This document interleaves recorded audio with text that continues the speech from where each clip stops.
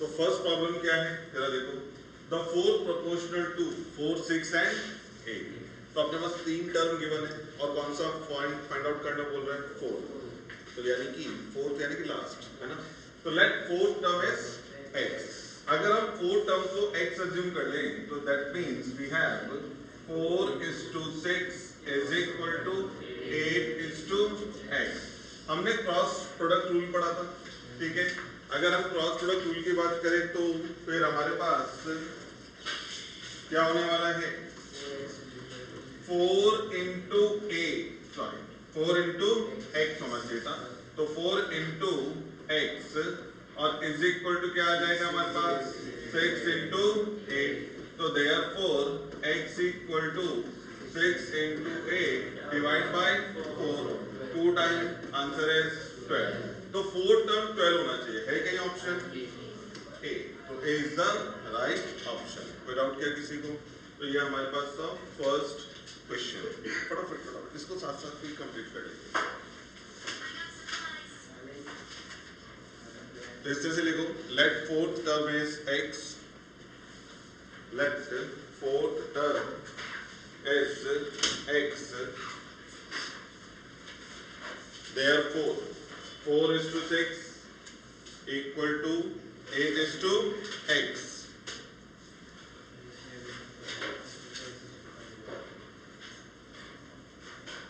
और therefore 4 into x is equal to 6 into 8। So x equal to 6 into 8 upon 4 which is equal to 12।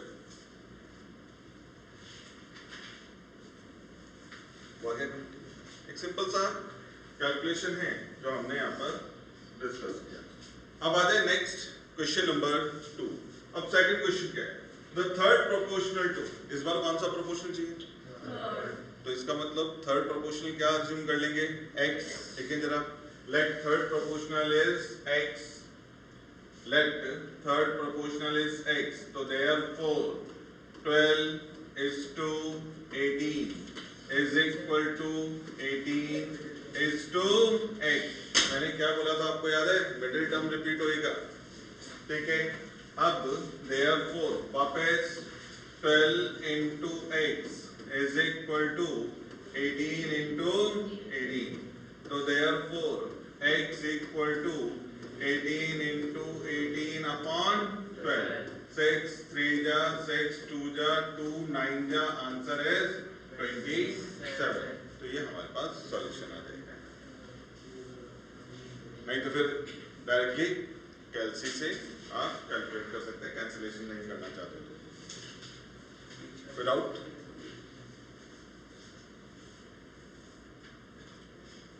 हुआ complete.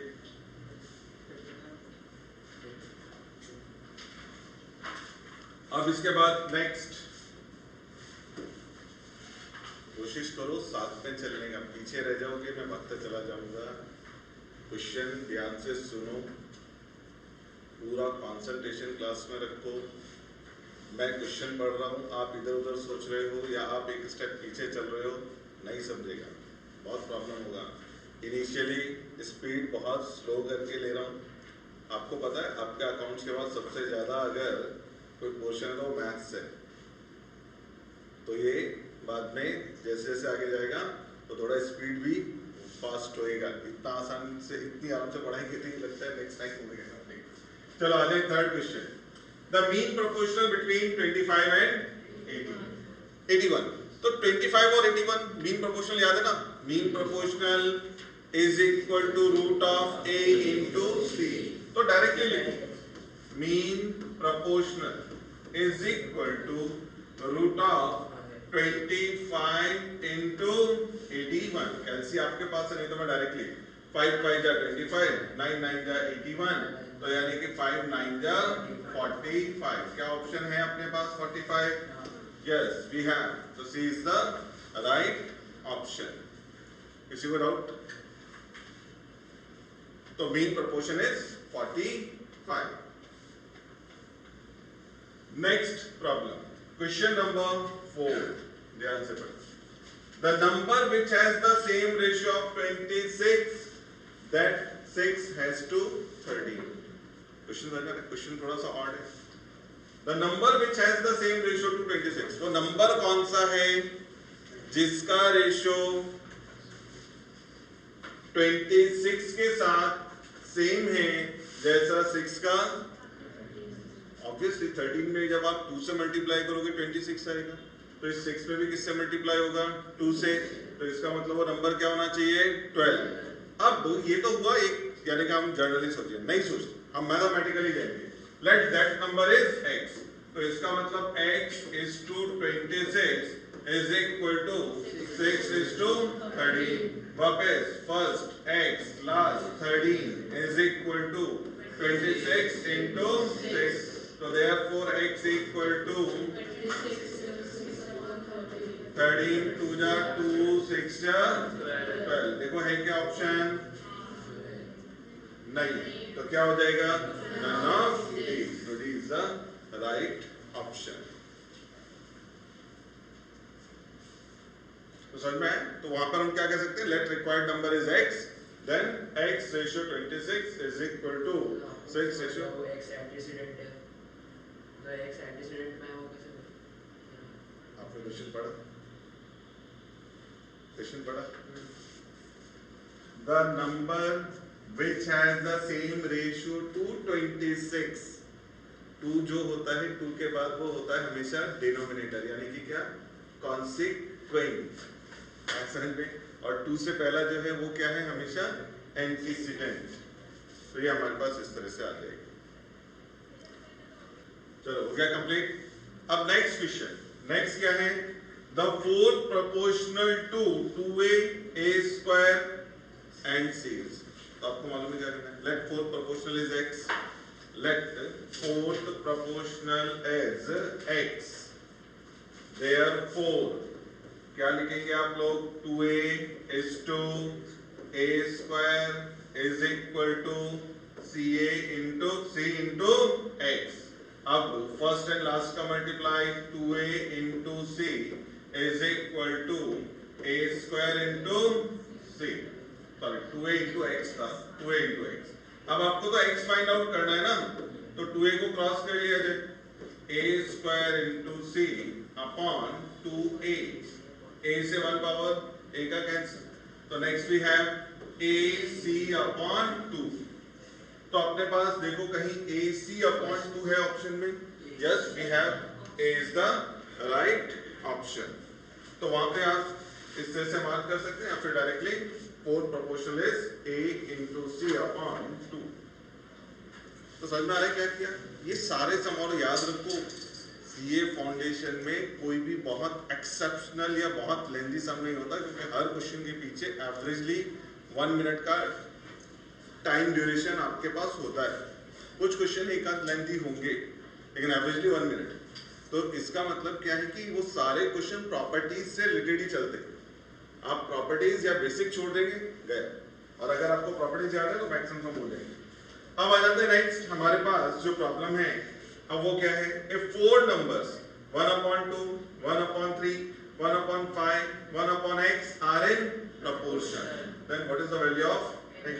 तो simple है ना, तो यहाँ पर क्या करने वाले हो, इस तरह से लिख लो, here 1/2 is to 1/3 is equal to 1/5 is to 1/x। Here we have to calculate x, ठीक है, यहाँ पे रेशियो का साइन आएगा, इनटू है, तो ये। अब इसका मतलब क्या हुआ, 1/2 divide by 1/3 is equal to 1/5 divide by 1/x। ये बात समझ में आ रहा है? आप चाहे तो वैसे भी कर सकते हैं, फर्स्ट एंड लास्ट, जानबूझ के नहीं किया। अब इसको थोड़ा सा अरेंज करके लिखोगे तो क्या होगा, 3/2, ये 3 ऊपर 2 नीचे, इधर क्या आ जाएगा x अपॉन, अगर मुझे x कैलकुलेट करना है तो 5 इधर क्रॉस कर लिया जाए, तो क्या आएगा 3 into 5/2 is equal to x। तो x equal to 15/2 है कहीं option 15/2? Yes, again we have C is right option। देखो first into last is equal to second into third, फिर से क्रॉस करके x। मिल गया सबको? अब ये था अपने पास क्वेश्चन नंबर क्या लिया था हमने 6। अब ये नेक्स्ट क्या करेगा, मीन प्रोपोर्शन बिटवीन किसका 12x स्क्वायर है, तो ऑब्वियसली आपको मालूम है mean proportional is equal to root of क्या हो जाएगा अपने पास 12x square into 27y square. चलो 12 इंटू 27 कर लो कैलसी पे, तो 12 7 जा 84, 12 2 जा 24, कितना रहा है 324 का स्क्वायर रूट 18, चलो पहले लिख लेता हूं 324 x square into y square, तो 18x इंटू y। ये बात समझ में आया, 324 का स्क्वायर रूट 18, x स्क्वायर का x, y स्क्वायर के लिए y, तो next we have 18x into y। तो कोई ऑप्शन है क्या 18x into y? Is the right option. तो ये इस तरह से हमारे पास यहाँ पे कंप्लीट हो जाएगा। तो ये था हमारा क्वेश्चन नंबर, हमने क्या लिया था 7। अब आते हैं A। If A is equal to B by 2, important mark कर लगता है, अच्छा क्वेश्चन है, बहुत बार इस तरह क्वेश्चन पूछे। If A is equal to B upon 2 and is equal to C upon 5, तो वो कह रहे हैं what is the ratio of A's to B's to C। तो हमारे पास गिवन क्या है, A is equal to B upon 2 is equal to C upon 5। तो एक सिंपल सा अगर मैं बोलूं ट्रिक तो ये होता है कि इक्वल टू के अज्यूम कर लीजिए, तो A का वैल्यू क्या आ जाएगा k, B का वैल्यू क्या आ जाएगा 2k, C का वैल्यू क्या आ जाएगा 5k, कॉमन टर्म क्या है k हटा दो तो क्या बचा 1 2 5। तो therefore A is to B is to C is equal to 1 is to 2 is to 5। तो आंसर क्या मिला 1 is to 2 is to 5। लेकिन यहाँ पे डायरेक्टली जो डिनोमिनेटर्स है ना वही रेशियो में चले जाएंगे, बट ये ध्यान रखना ऊपर कोई नंबर साथ में ना हो। अगर यहाँ होता 2c अपॉन 5 तो पहला मुझे लिखना पड़ता c अपॉन 5 अपॉन 2, यानी उस 2 को मैं नीचे डिनोमिनेटर में शिफ्ट करता। क्लियर है? तो यहाँ पर आंसर कहीं है देखो 1 is to 2 is to 5, so again C is the right option। Question number 9 and so on। तो अब जरा 9 से स्टार्ट करते, देखते हैं हमारे पास नेक्स्ट क्या प्रॉब्लम है। तो here we have A upon 3 is equal to B upon 4 is equal to C upon 7। Then what is the value of A plus B plus C upon C? Question समझ में आ रहा है? अब जरा देखिए, तो हमें फाइंड आउट क्या करना है, we have to find A plus B plus C upon C। अब ट्रिक वही जो मैं अभी बोल रहा था, लिखवा था नहीं मैं कभी, कि इज इक्वल टू के अज्यूम कर लेंगे। तो A is equal to 3k, B is equal to C is equal to 7k। बात समझ में आ रहा है? और अब अगर आप ये वैल्यू रिप्लेस करोगे तो k तो दोनों तरफ कॉमन लेके कैंसिल हो जाए, तो k लेने का जरूरत नहीं है, डायरेक्टली A की जगह क्या रिप्लेस करना है 3, B की जगह 4, C की जगह 7 और डिवाइड बाय, तो 14 upon 7 which is equal to 2। तो A plus B plus C upon C is equal to 2। Again we have C is the right option। Clear है? ये सिस्टमैटिक नहीं है सॉल्यूशन, लेकिन हमको किसी को सिस्टमैटिक दिखाना भी नहीं है, हमारा पेपर ही ऑब्जेक्टिव है। आगे कंप्लीट। अब आते हैं next question number 10। If P upon Q is equal to R upon S is equal to 2.5 upon 1.5, then what is the value of PS is to QR? ध्यान देना क्या गिवन है, P upon Q is equal to R upon S और is equal to what 2.5 ना, 2.5 divide by, आप इन दोनों को जरा देखना, अगर मैं यहाँ पर इसको थोड़ा सा अरेंज करूँ PS ऊपर चला जाएगा और QR नीचे, मतलब मैं क्या कर रहा हूँ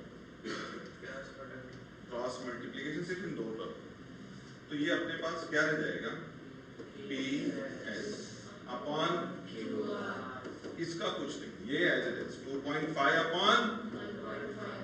बात समझ में आ रही है? दोनों में डेसिमल का 1 प्लेसेस है, तो डेसिमल की प्लेस से डेसिमल कैंसिल, 5 5 जा 5 3 जा, तो समझ में आ रहा है मैंने क्या। अब ये जो फ्रैक्शन है अगर इसे आप रेशो में कन्वर्ट कर दे रेशियो में तो क्या होगा, PS is to QR is equal to 5 is to 3। अब देख के बताओ कहीं पर है ऐसा, शायद फ्रैक्शन दिया उसने नहीं, हाँ उसने क्या करा है फ्रैक्शन में दिया, तो कौन सा ऑप्शन ठीक होगा, सी।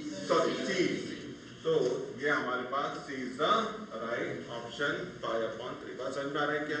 तो यहाँ पर आपने बहुत ज्यादा हार्ड वर्कआउट नहीं करना, पता चला अभी कुछ और प्रॉपर्टी यूज करें, आपको इसको एज इट इज छोड़ देना, इधर क्रॉस किया तो अपने आप ही वो रेशियो फाइंड आउट हो जाने वाला है।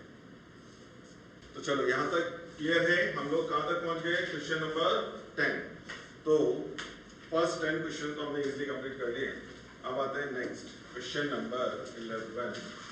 वापस here we have given x is to y is equal to z is to w is equal to, फिर क्या है 2.5 is to 1.5, और मुझे क्या बोला गया, then what is the value of x plus z upon y plus w। अच्छा जरा इसको समझने की कोशिश करो, x upon y z upon w is equal to 2.5 upon, किसी को डाउट समझ में आ रहा है, कोई टेंशन डाउट नहीं। अब अचानक अगर मैं यहाँ पर एरेंडो रूल यूज कर दूं दो के लिए तो क्या हो जाएगा, sorry y plus w is equal to, ये तो एज इट इज ना 2.5 अपॉन, क्योंकि सब इक्वल होते हैं तो आंसर आ गया ना 2.5 अपॉन 1.5। वापस से डेसिमल से डेसिमल कैंसिल, 5 5 जा 5 3 जा, तो आंसर क्या मिल रहा है 5/3। तो कहीं है answer 5/3, again we have C is right option. लिखने का जरूरत है क्या, एरेंडो प्रॉपर्टी क्लिक कर जाएगा, तो ये हमने एरेंडो प्रॉपर्टी यूज करना है। और अगर बहुत टेंशन लगे तो x का करस्पॉन्डिंग 2.5, z के करस्पॉन्डिंग, y के करस्पॉन्डिंग 1.5 और w के करस्पॉन्डिंग 1.5 रिप्लेस करना, तब भी वही आंसर आएगा, क्योंकि ऊपर हो जाएगा 5, नीचे हो जाएगा 3 डायरेक्ट। 2.5 प्लस 2.5 5, 1.5 प्लस 1.5 3, तो 5/3। तो हुआ क्या कंप्लीट, किसी को कंफ्यूजन डाउट नहीं। अब आते हैं नेक्स्ट क्वेश्चन नंबर 12। अब इन्होंने क्या बोला है, if 5x minus 3y upon 5y minus 3x is equal to 3/4, then value of x is 2y। Board पे ध्यान देना, गिवन क्या है 5x minus 3y upon 5y minus 3x is equal to, हमको क्या पूछा गया, we have to find x is to y, so that means we have to find x upon y। Here x is to y का मतलब क्या है, x upon y। भाई इतना मैथमेटिक्स सबने पढ़ा है, क्रॉस करेंगे सारे x के टर्म वन साइड, y के टर्म्स अदर साइड, आपका आंसर आ जाएगा। अब जरा देखते हैं, क्रॉस कर दूं डायरेक्ट 4 को इधर और ये इधर, 4 से मल्टीप्लाई करेंगे तो क्या आएगा, minus is equal to minus, किसी को कंफ्यूजन। अब x के टर्म को मैं कहाँ शिफ्ट कर रहा हूँ, टुवर्ड्स लेफ्ट, और ये किधर ले जा रहा हूँ, राइट। अब ये 20x और 9x 29x, 15y plus 12y, and here we have to find x upon y ना, तो क्रॉस कर लो वापस, x upon y is equal to, तो therefore x is to y is equal to 27 is to 29। That is the required solution। है क्या देखो, तो none of these, तो ये हमारे पास सॉल्यूशन होगा none of these। चलो कंप्लीट।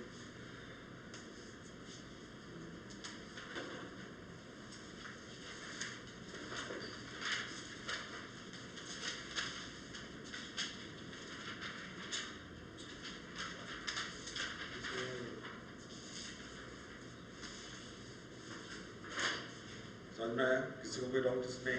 बहुत सिंपल था, आपने सिर्फ क्रॉस मल्टीप्लिकेशन करके all X terms left side हमने कलेक्ट किए and all 5 terms we collect in the right hand side, और after cross multiplication we get x upon y, that means x is to y.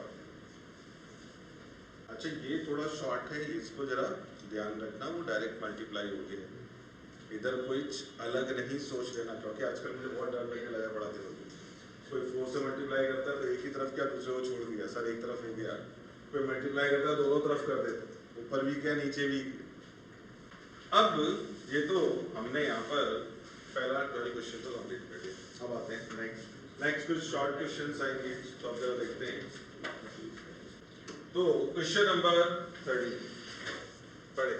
If a is to b is equal to 3 is to 2, b is to c is equal to 3 is to 5, then what is a is to b is to c? कल मैंने आपसे एक question solve किया, बिल्कुल same कर पाएंगे अपने आप? जरा फटाफट 1 मिनट में कंप्लीट करके बताओ जरा। a is to b is equal to 3 is to 2, b is to c is equal to 3 is to 5. So a is to b is equal to 3 is to 2 and b is to c is equal to 3 is to 5. हम first term को किससे multiply करेंगे? 3 से, और second को किससे multiply कर देंगे? 2 से। तो ये अपने पास क्या आ जाएगा? a is to b is equal to 9 is to 6, b is to c is equal to 6 is to 10. अब कंटिन्यूड रेशियो हो जाएगा a is to b is to c is equal to 9 is to 6 is to, तो कोई option है क्या अपने पास? तो A is the right option, तो ये हमारे पास सॉल्यूशन आ जाएगा। तो एज यूजुअल मैंने आपको पहले भी कहा था कि सेम सम नेक्स्ट एक्सरसाइज में रिपीट होगा, कई बार इसमें क्वेश्चंस पूछे गए। चलो अब आते हैं next. If x upon 2 y upon 3 and z upon 7 then the value of homework कैसे कंप्लीट करो? If x upon 2 is equal to y upon 3 is equal to z upon 7 then ये वैल्यू फाइंड आउट करना है। समझ में आ रहा है क्या करना है? x की जगह क्या सब्स्टिट्यूट करना है? y की जगह 3 and z is replaced by 7। Simple calculation है, हो जाएगा। अब इसको हम लोग नहीं करेंगे। क्वेश्चन नंबर 15 अगेन होमवर्क, वही सब है जो अभी ऊपर के आपने a b और c दिया था, यहाँ x y z कर दिया और कुछ भी नहीं। तो ये दो सम आप लोग खुद से सॉल्व कर रहे हैं। अब आ जाए नेक्स्ट क्वेश्चन नंबर 16, देखते हैं कौन पहले बताता है answer. Division of 750 into 3 parts. 750 को कितने पार्ट में डिवाइड करना है? 3 parts in the ratio of 5:6। बोलो क्या आंसर होगा? बाय ऑप्शन, फटाफट फटाफट। फर्स्ट होगा क्या? ऐड करके देखो 750 आ रहा है, यस। 200 को 4 से डिवाइड करो 50, 250 को 5 से डिवाइड करो 50, 300 divide by 6 50, yes, A is the right option. करना पड़ेगा ना, समझ में आ गया वो, तुम लोग कर सकते हो, आपने अपने आप ही करना है। अब आ जाए नेक्स्ट, ये बहुत अच्छा क्वेश्चन है, देखते हैं आप क्या सोच रहे हो और मैं क्या सोच रहा हूँ। Question number 17, the sum of ages of 3 persons is 150। 3 अलग अलग लोग हैं, उनके एजेस का टोटल कितना बोल दिया? 150। 10 years ago, 10 साल पहले, their ages were in the ratio of 7:8:9, then their present ages are, तो मुझे बताना है उनकी प्रेजेंट एजेस क्या होंगी। हम ऑप्शन से देखें ध्यान से, ये जो ऑप्शन में दिए प्रेजेंट एजेस है ना, तो पहले प्रेजेंट एजेस का टोटल चेक करो। 150 आ रहा है क्या? 45 plus 50, 95 plus 55, 150। पहला कंडीशन तो फुलफिल। क्या ये रेशियो 7, 8 और 9 के रेशियो में है ये नंबर, या ये नंबर को चेक भी करना है क्या? नहीं, आपको 10 साल पहले का एज चाहिए। तो 10 years ago एजेस आर 35, 40। अब चेक करो क्या ये रेशियो 7, 8 और 9 है? तो सिंपल, 35 divide by 7, 40 divide by 8, 45 divide by 9, yes, तो first is the right option. तो समझ में आया क्या? तो ये क्वेश्चन का स्टेटमेंट प्रॉपर पढ़ लें कि 10 साल पहले का रेशियो, इधर रेशियो फाइंड आउट करने के तो सब गड़बड़ हो जाएगी। तो आप क्या करोगे बाय ऑप्शंस, जब घर पे अगर इसको फुल डिटेल में लिखना हो, पहला सम बता दो 10 years ago, और वो एजेस के आगे 35, 40, 45 and their ratios are in the ratio 7:8:9। कोई कंफ्यूजन है, डाउट समझ में आ रहा है क्या किया हमने? इसको डिलीट कर दो यहाँ से। अब आते हैं नेक्स्ट हमारा जो question, question number 18। The numbers 14, 16, 35, 42 are not in proportion। ये proportion में नहीं है, तो वो क्या कह रहे हैं? The four term for which they will be in the proportion। इसका मतलब सिंपल है, ये रॉन्ग है ना यहाँ पे, तो आप इसको क्या ज्यूम कर लोगे? x। बात समझ में आ रहा है? तो हम यहाँ पे किससे से स्टार्ट कर रहे हैं? Let fourth term is x, तो let fourth term as x। लिखते चलो साथ साथ साथ, सिंपल कैलकुलेशन है, अभी कैलकुलेशन नहीं है। तो therefore 14:16 is equal to 35:x। Product of first and last 14 into x is equal to product of middle two terms 16 into 35। तो x equal to 16 into 35 divide by 14। 7 का टेबल 7 2 जा 7 5 जा 2 8 जा और 8 5 जा 40। कंप्लीट। अभी इधर खिचड़ी बन गई है, जरा संभाल लेना इसको। तो x equal to 16 into 35 और डिवाइड भी क्या कर लो कैलसी से डायरेक्टली 14, वही आ जाएगा आपके पास 40। क्लियर? तो ये था हमारे पास क्वेश्चन नंबर 18। अब आ जाए question number 19। If x upon y is equal to z upon w implies y upon x is equal to w upon z, then process is called। याद है कुछ आपको?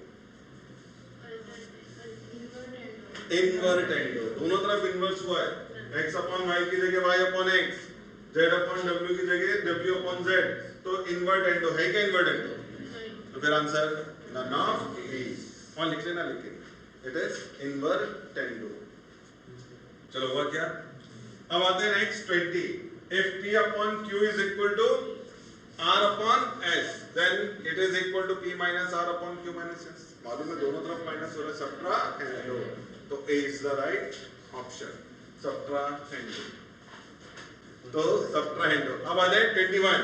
If a upon b is equal to c upon d implies a plus b upon a minus b is equal to c plus d upon c minus d। याद आया कुछ? कंपोनेंटो and dividendo है कहीं? c। तो c कंपोनेंटो and dividendo, plus और minus दोनों साथ में गया। अब इसके बाद नेक्स्ट हमारे पास question number 22। If u upon v is equal to w upon p, then u minus v upon u plus v is equal to w minus p upon w plus p, then process is called।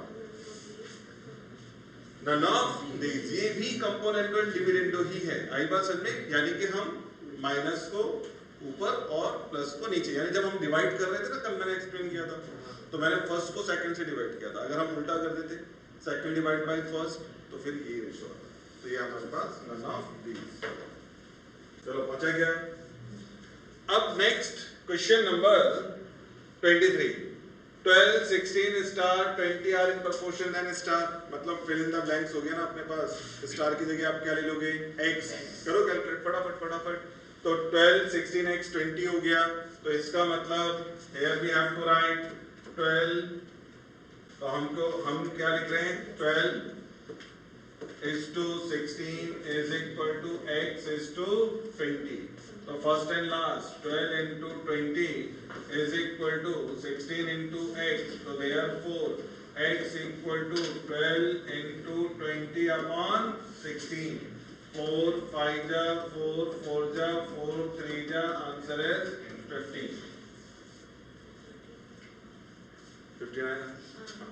तो हमारे पास 15। तो कोई है क्या अपने पास answer? C is the right option. 24 आप अपने आप बाद में कंप्लीट करो। अच्छा कर लिए? सिंपल है ना। 13.5 को क्या ले लेना? 13.5 हो जाएगा। आगे इधर क्या अज्यूम कर लेंगे? जहां पर स्टार मार्क किया है x, तो 4x 9 एंड 13.5 सेम रेस्टोरेंट पे आपने कंप्लीट करना है। Question number 25, the mean proportion of, किसका मीन प्रपोर्शन? 1.5 एंड 5.6। तो मैंने क्या बताया था याद है? Mean proportion is equal to root of AC, तो यानी कि 1.4 इंटू 5.6 मल्टीप्लाई करो, स्क्वायर रूट कर लो 2.8। देखो है क्या ऑप्शन? तो B is the right option, 2.8. So A, B, C are in proportion. Then we write A is to B is equal to B is to C. And we have B square is equal to AC. Then B is equal to root of AC. चलो पहुंच गया सबके पास? 2.8। Next तो आपको मालूम है क्या करना है। A की जगह 4, B की जगह 5 and C is replaced by 9. Again we have 18/9 is equal to 2. तो 26 के लिए आंसर आ जाएगा अपने पास 2। Question number 27, two numbers are in the ratio of 3:4. If 6 be added to each, then the ratio will be 4:5. तो जो original numbers का ratio वो 3:4 है, लेकिन अगर हम न्यूमरेटर और डिनोमिनेटर या दोनों टर्म में 6 ऐड करते हैं तो नया रेशियो क्या आ रहा है? 4.5। तो कह रहा है वो नंबर है क्या? तो नंबर तो गिवन है ना, मैं क्या को चेक करूं? तो यानी सॉल्व तो नहीं करूंगा ना। यहां पर आ जाए 14 और 20 का रेशियो 3 और 4 हो सकता है क्या? नहीं हो सकता।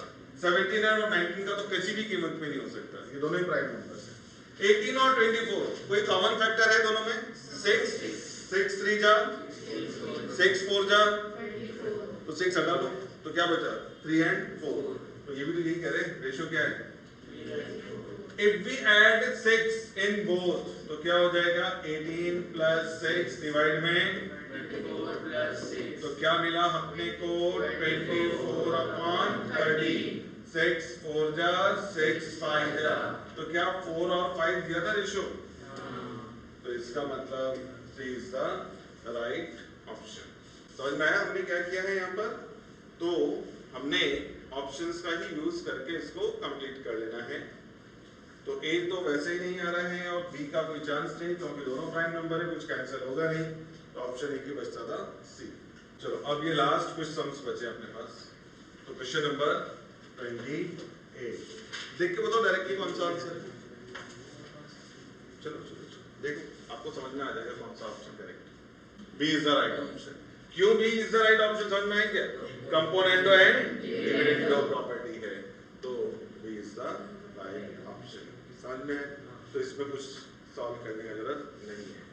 अब आते हैं next question number 29, again important question. We have A/B is equal to 4/1 या 4:1 जो बन गया, मैं फ्रैक्शन बोल रहा हूं। तो then the value of A/B and B/A within root. अब जरा बोर्ड पे ध्यान दें। A/B is equal to 4/1। अब अगर इनका इनवर्स रेशियो लिख लें तो B/A is equal to, therefore root of A/B plus root of B/A is equal to root of 4/1 plus root of 1/4। 4/1 यानी कि 2/1 plus 1/2। समझ में आ रहा है क्या? अच्छा सिंपल 2 और 1 एंड सॉरी हाफ है ना, तो 2 और हाफ 2.5। 2.5 को लिखेंगे तो क्या लिखेंगे? 5/2, या फिर डायरेक्टली क्रॉस कर लेंगे। 2 इधर 1 इधर, तो 2 into 2 plus 1 into 1 divide by 1 into 2। तो डायरेक्ट लिखूं तो यहाँ पर क्या आ जाएगा? 5/2। तो ये हमारे पास आंसर आ जाएगा 5/2। देखो है क्या answer? A is the right option। Next problem. If x/ b plus c minus a, y upon c plus a minus b, z upon a plus b minus c, then value of, देखो इस तरह question का answer हमेशा 0 आता है और कोई chance नहीं कि कुछ भी आंसर आ जाएगा। याद रखो जब यहाँ पर प्लस माइनस इस तरह से एक्सप्रेशन में होगा और आपको कोई इस तरह का वैल्यू पूछे तो इट इज ऑलवेज 0। तो आंसर तो 0 है। अब अगर सॉल्व भी करना है जरा देखिए, b माइनस सी इंटू क्या है x plus c minus a into y plus a minus b into z। जरा बोर्ड पे ध्यान रखना, b माइनस c, x का corresponding value b plus c minus a, c minus a, y का corresponding c plus a minus b, a minus b into a plus b minus c। अब एक काम करना, बस पेशेंस के साथ multiply कर देना। मल्टीप्लाई के बहुत सारे ट्रिक हो सकते हैं यहाँ पर, मैं अगर ट्रिक के साथ जाऊँ तो थोड़ा शॉर्ट हो जाएगा, लेकिन मैं नहीं चाहता कि आपको ज्यादा हो जाए। मल्टीप्लिकेशन आता है ब्रैकेट का, सीधा सीधा मल्टीप्लाई ओपन करना, b into b, b square, b into c, b into a minus a b लिख लो, ऑर्डर में लिख लेते हैं, b a लिखो, a b को। अब माइनस c के साथ minus bc minus c square plus ac, एक ब्रैकेट हो गया। आधे c इंटू c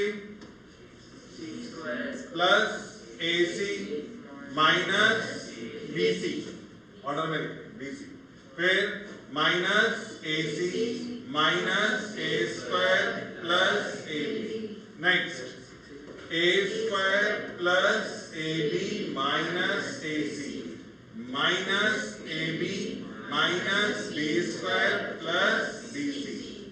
ज्यादा टेंशन नहीं लेना, सब कैंसिल हो गए।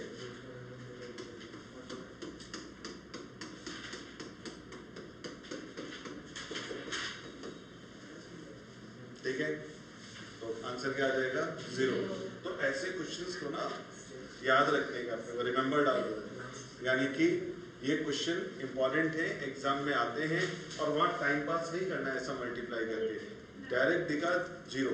मैं जहां पर ये जरा ध्यान दो, मैंने क्या लिखा r, रिमेंबर ऐसे क्वेश्चंस को भी फॉर्मूले वाले लिस्ट में ही ऐड कर रहा हूं। ऐसे ज्यादा नहीं होंगे, कुछ क्वेश्चन होंगे, लेकिन वो इंपॉर्टेंट क्वेश्चन से देखते ही क्लिक कर जाएगा यस आंसर इज 0। तो वहां पर आपने एफर्ट नहीं डालना है, क्योंकि जितना टाइम बचेगा उतना अच्छा हमारे लिए।